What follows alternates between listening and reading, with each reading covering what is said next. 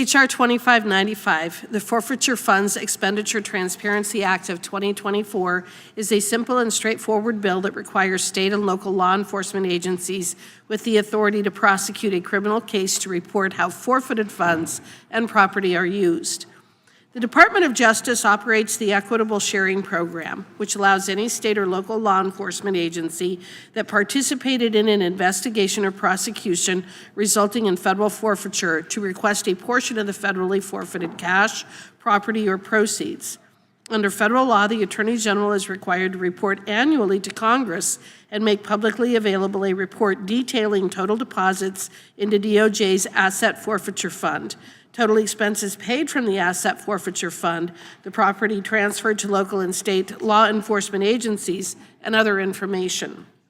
However, the statute does not require state and local law enforcement agencies to report the receipt or use of specific property or funds to the Attorney General or to Congress. Current DOJ guidelines require the law enforcement agencies to certify that they will use equitable sharing funds for permissible purposes.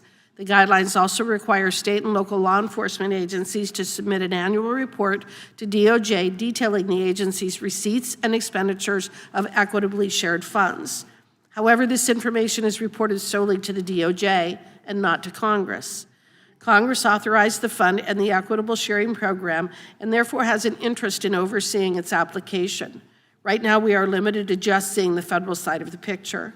Having a full understanding of how the Equitable Sharing Program is conducted is even more important today as this committee considers bipartisan legislation to reform our federal civil asset forfeiture laws. Oversight is necessary for good governance and legislating, and this bill promotes transparency and accountability with how federally forfeited funds are received and used by state and local law enforcement agencies. I urge my colleagues to support this bill, and I yield back.